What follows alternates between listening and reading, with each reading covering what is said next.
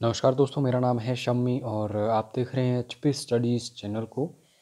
दोस्तों, HP TET 2022 नवंबर दिसंबर के लिए आप सभी को पता है नोटिफिकेशन आ चुकी है और ऐसे में आप सभी के लिए बहुत ही इम्पोर्टेंट हो जाता है एचपी टेट क्लियर करना, चाहे वो किसी भी स्ट्रीम के लिए हो, आर्ट्स हो, मेडिकल हो, नॉन मेडिकल हो, जेवीटी हो, एलटी हो, पंजाबी हो, उर्दू हो, जो भी हो, शास्त्री हो। क्योंकि अभी रिक्रूटमेंट्स जो हैं आपको बहुत जल्द देखने को मिलेंगी। चाहे कोई भी सरकार बने, रिक्रूटमेंट्स आएंगी आने वाले टाइम में और मोस्ट प्रोबेबली चांसेस होंगे टीजीटी रिक्रूटमेंट के। तो ऐसे में टेट जितनी जल्दी आपका क्लियर हो जाए उतना ही बेटर रहेगा आप सभी के लिए।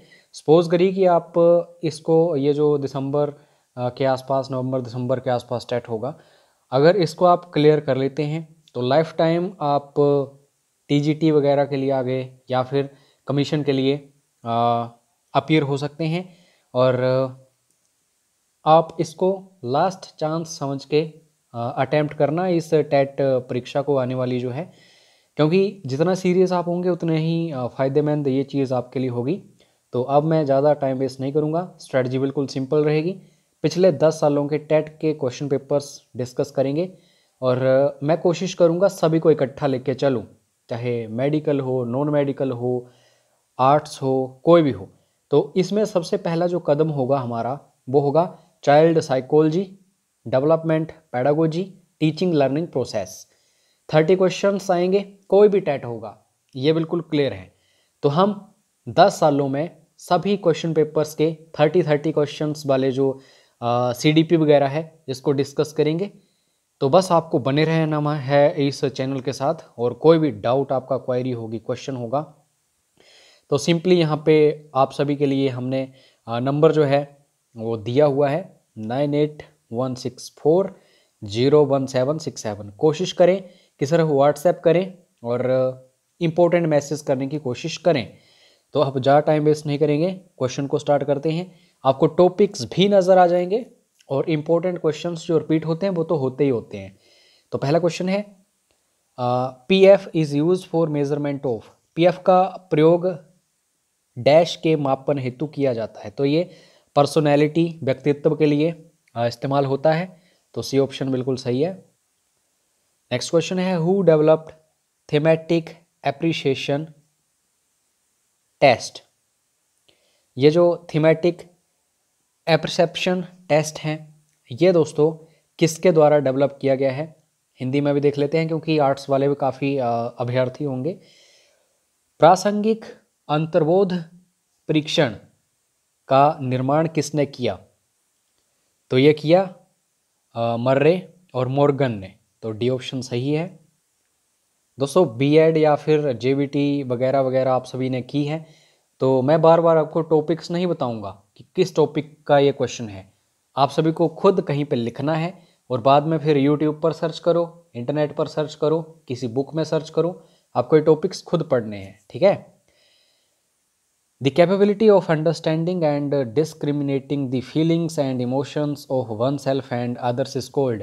स्वयं एवं दूसरों की अनुभूतियों एवं भावों को देखने, समझने, वो उनमें विभेदन करने की योग्यता को क्या कहते हैं? इस योग्यता को, इस कैपेबिलिटी को हम क्या बोलते हैं? इमोशनल इंटेलिजेंस, सांवेगिक बुद्धि। तो इसमें एक, मतलब हमारे अंदर एक कैपेबिलिटी पैदा हो जाती है, हम समझ पाते हैं कि डिस्क्रिमिनेटिंग फीलिंग्स क्या हैं, इमोशंस क्या हैं, चाहे खुद के हों या फिर दूसरों के, ठीक है। ड्राइव थ्योरी जो है ये किससे संबंध रखती है? इसको हिंदी में चालक सिद्धांत बोलते हैं। तो ये मोटिवेशन यानी कि अभिप्रेरणा से संबंधित है। Which factor is important in human development. मानव विकास में कौन सा कारक महत्वपूर्ण है? तो ये चीज़ होती है हेरिडिटी एंड एनवायरनमेंट, यानी कि आनुवंशिकता। जैसे पेरेंट्स जो हैं उनसे आगे जो उनके बच्चे हैं, एंड ऑन, और पर्यावरण, एनवायरनमेंट, हमारे आसपास जो भी है, ठीक है। तो सबसे ज़्यादा इम्पोर्टेंट फैक्टर होता है ह्यूमन डेवलपमेंट में हेरिडिटी और एनवायरनमेंट।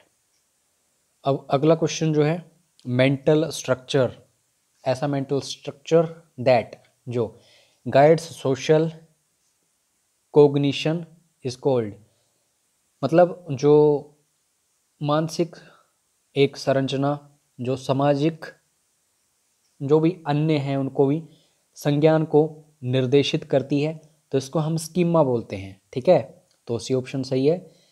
ये एक मेंटल स्ट्रक्चर होता है जो कि गाइड करता है सोशल और बाकी जो भी है अदर कोग्निशन, तो इसको हम स्कीमा बोलेंगे। प्री जजमेंट, यूजुअली ऐसी प्री जजमेंट जो हम सामान्यतः इस्तेमाल करते हैं। अ नेगेटिव एटीट्यूड, जो नेगेटिवली हमें देखने को मिलता है, दैट इज अनवेरीफाइड, जो कि अनवेरीफाइड है, इसको क्या बोलते हैं? इसको हम प्रिजुडाइस बोलते हैं। सामान्यतः नकारात्मक अभिवृत्ति वाला पूर्व निर्णय जो असत्यापित होता है उसको हम कहते हैं पूर्वाग्रह। हिंदी में आसान था ये, तो सी ऑप्शन सही है। नेक्स्ट है, which of the following methods, ऐसे मेथड्स जो हेल्प करते हैं स्टडी करने के लिए चिल्ड्रन को, स्पेशल नीड्स वाले जो चिल्ड्रन होते हैं, निम्न में से कौन सी विधि विशेष योग्यता आवश्यकताओं वाले बच्चों के अध्ययन में सहायक है? तो इसको केस स्टडी या फिर व्यक्ति अध्ययन कहते हैं, तो डी ऑप्शन बिल्कुल सही है। Child's tendency to respond similarly to stimuli that are similar to conditioned stimulus is, बालक की अनुबंधित उद्दीपक के समान अन्य उद्दीपकों के प्रति समान अनुक्रिया की प्रवृत्ति है। तो ये प्रवृत्ति जो होती है इसको क्या बोलते हैं? जनरलाइजेशन, सामान्यीकरण, तो सी ऑप्शन इसका सही है। दोस्तों आईक्यू जो है इसको कैसे फाइंड आउट किया जाता है, ये बहुत ज़्यादा इंपॉर्टेंट क्वेश्चन है और ये रिपीटेड क्वेश्चन है। मैंने जैसे कि आपको स्टार्टिंग में ही बोला कि कुछ एक क्वेश्चंस के टॉपिक्स आपको पिक करने पड़ेंगे और कुछ एक क्वेश्चंस जो हैं वो रिपीट होते हैं, ये रिपीटेड क्वेश्चन है। बुद्धि लब्धि निकालने का सही फार्मूला क्या है, सूत्र क्या है? तो मानसिक आयु देखी जाती है और वास्तविक आयु देखी जाती है, उसको 100 से मल्टीप्लाई कर दिया जाता है। ठीक है, मानसिक आयु जो है वो चेक की जाती है क्वेश्चंस वगैरह पूछ के, और वास्तविक आयु तो जो भी है डेट ऑफ बर्थ के हिसाब से, और मतलब इन दोनों को डिवाइड किया जाता है। मानसिक आयु से डिवाइड किया जाता है वास्तविक आयु को, और 100 से गुणा कर दी जाती है, तो आईक्यू निकल के सामने आ जाता है। Students of disadvantaged groups should be taught along with the normal students.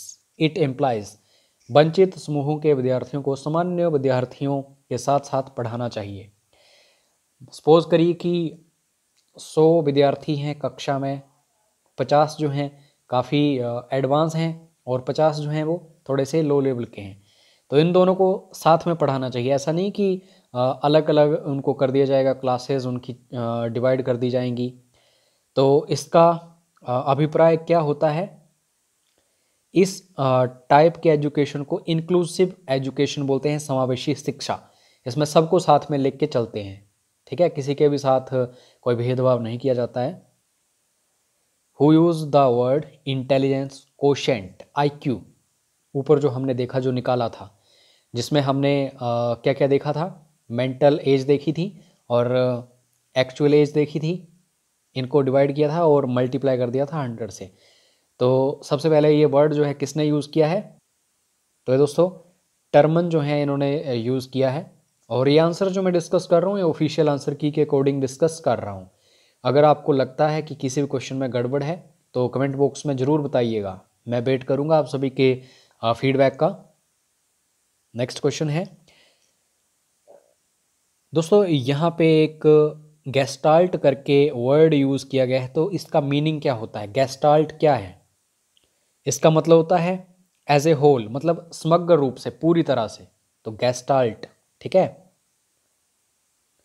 The conditioned stimulus in Pavlov's conditioning is, जो पैवलोव हैं इनका जो अनुबंधन का सिद्धांत है, इसमें अनुबंधित उद्दीपक है, तो ये क्या चीज़ है दोस्तों? ये घंटी है, बेल है, ये ऑप्शन सही है।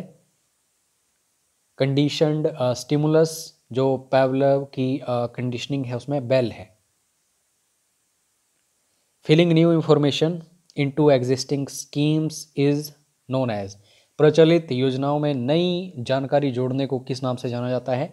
तो इस चीज़ को हम बोलते हैं एसिमिलेशन, आत्मसातकरण। तो बी ऑप्शन सही है। Which of the following is not a symptom of a good memory. अच्छी मेमोरी का एक लक्षण नहीं है इन चार ऑप्शंस में से, वो कौन सा है? यह है एवरेज रिटेंशन, औसत धारण। तो ये चीज़ आपको ध्यान से देखनी है। हु स्टेटेड दैट, किसने ये स्टेटमेंट दी है?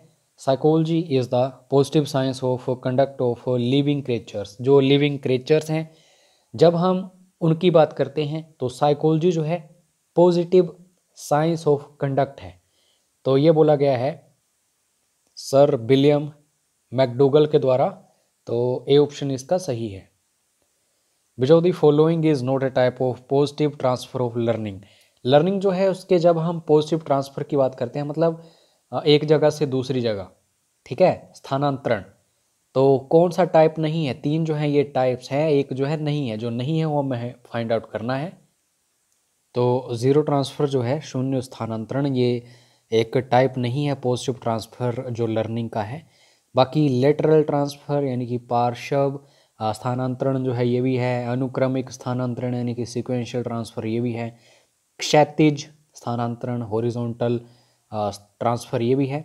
लेकिन जो ज़ीरो ट्रांसफ़र है नहीं है, तो यही सही आंसर का होगा क्योंकि यहाँ पे नोट बोला गया था। नेक्स्ट क्वेश्चन है which of the following is not a type of psychophysical method. मतलब साइकोफिजिकल मेथड जो होता है स्टडी का, किसकी स्टडी का? एजुकेशनल साइकोलॉजी का, तो उसका एक टाइप नहीं है। निम्नलिखित में से कौन सी शिक्षा मनोविज्ञान के अध्ययन की मनोभौतिकीय विधि नहीं है? तो इसका सही आंसर है the method of modifying the individual attitude. तो जब हम बात करते हैं एजुकेशनल साइकोलॉजी के फिजिकल मेथड की, तो इसमें से एक टाइप ये भी है कि the method of minimal changes और मेथड ऑफ लिमिट्स, न्यूनतम परिवर्तन की विधि अथवा सीमा की विधि। उसके बाद ये भी है the method of constant stimuli, स्थिर उद्दीपक की विधि। ये भी है द मेथड ऑफ एवरेज और मीन एरर, औसत अथवा माध्य त्रुटि की विधि। लेकिन नहीं जो है वो यही है the method of modifying the individual attitude, व्यक्तिगत अभिवृत्ति को संशोधित करने की विधि। तो सही आंसर क्या है? D option. ये एक टाइप नहीं है साइकोफिजिकल मेथड जो कि एजुकेशनल साइकोलॉजी स्टडी का है। इलेक्ट्रा कॉम्प्लेक्स ये जो है प्रपोज किया था किसके द्वारा? कार्ल जंग करके व्यक्ति हैं। तो ए ऑप्शन इसका सही है। Which of the following is most essential component of experimental method. Experimental method की जब हम बात करते हैं तो सबसे महत्वपूर्ण एक कंपोनेंट, ठीक है, अवयव ये है कौन सा? कंट्रोल्ड कंडीशंस, नियंत्रित परिस्थितियां। Which method is not a projective method for personality measurement. जब आपको पर्सनैलिटी किसी की मेजर करनी हो तो उसके लिए जो तीन सबसे इम्पोर्टेंट प्रोजेक्टिव मेथड्स हैं वो कौन कौन से हैं? एक है TAT। कमेंट बॉक्स में TAT की फुल फॉर्म बताइएगा, मैं वेट कर रहा हूँ आप सभी के कमेंट का। उसके बाद आप बोल सकते हैं रोरशा इंक ब्लॉट टेस्ट। तो ये भी एक तरीका है पर्सनैलिटी मेज़र करने का, प्रोजेक्टिव मेथड। और एक जो है वो है सेंटेंस कंप्लीशन टेस्ट, वाक्य समापन परीक्षण। लेकिन जो नहीं है वो है क्वेश्चनियर यानी कि प्रश्नावली, ठीक है। तो तीन जो है बता दिए मैंने और जो नहीं है वो बता दिया, तो सही आंसर यही है। Who propagated two factor theory of personality. Personality की टू फैक्टर थ्योरी जो है इसको दिया था, प्रतिपादित किसने किया था? इनका नाम है स्पीयरमैन। तो सी ऑप्शन सही है। Which of these is not a type of long term memory. तीन मेमोरीज जो है लॉन्ग टर्म है, आपको इतनी आसानी से नहीं भूलेगा। लेकिन एक जो है शॉर्ट टर्म है, तो शॉर्ट टर्म ही फाइंड आउट करनी है, क्योंकि इन्होंने बोला है note a type of long term memory. तो डिक्लेरेटिव मेमोरी जो है काफ़ी टाइम तक यूज़ होती है, एपिसोडिक मेमोरी भी, सिमेंटिक मेमोरी भी, लेकिन वर्किंग मेमोरी जो है शॉर्ट टर्म के लिए होती है। तो बी ऑप्शन सही है। Who developed psycho analysis, psycho analysis यानी कि मनोविश्लेषणवाद जो है इसका विकास किसके द्वारा किया गया है? तो ये है सिगमंड फ्रूड, सी ऑप्शन। और ये क्वेश्चन रिपीटेड है। Who propounded the theory of trial and error, प्रयत्न और त्रुटि वृद्धि का सिद्धांत किसने प्रतिपादित किया था? तो ये विधि जो है प्रयत्न और त्रुटि, इसको दिया गया है थॉर्नडाइक के द्वारा। तो इसका डी ऑप्शन सही है। Which one of these is first phase of creative thinking, सृजनात्मक चिंतन का प्रथम महत्वपूर्ण चरण क्या है? तो ये है तैयारी यानी कि प्रेपरेशन, सी ऑप्शन सही है। Which one of the following is an emotion, तो इन सभी को ध्यान से देखो। और इमोशन क्या है? तो इनमें से संवेग जो है वो है डर, फियर। क्वेश्चन है which one of the following can be considered as a contribution of Kohlberg's theory. Kohlberg's theory जो है ये क्या है, इसमें क्या क्या बोला गया है, या आप सिंपली यूट्यूब पर सर्च करना या फिर इंटरनेट पर या अपनी बुक पर, तो आपको सब कुछ पता चल जाएगा। तो इनमें से 4 ऑप्शंस तो दिए गए हैं, हमें ये देखना है। ये इसको एक कंट्रीब्यूशन के तौर पे कंसीडर किया जा सकता है कोलबर्ग की थ्योरी। तो आंसर ही मैं आपको बताऊंगा सीधा। His theory has supported an association between cognitive maturity and moral maturity. तो 2 मेच्योरिटीज़ कौन कौन सी हैं? एक तो संज्ञानात्मक परिपक्वता है और एक नैतिक परिपक्वता है। तो इन दोनों के बीच एक संबंध जो है उसका इन्होंने समर्थन किया है। ठीक है, इनकी जो थ्योरी है। तो ए ऑप्शन बिल्कुल सही है। लास्ट क्वेश्चन है, इसका आंसर आपको कमेंट बॉक्स में देना है। तो फटाफट से बताइए, अंतर्मुखी और बहिर्मुखी व्यक्तित्व का वर्गीकरण किसने किया?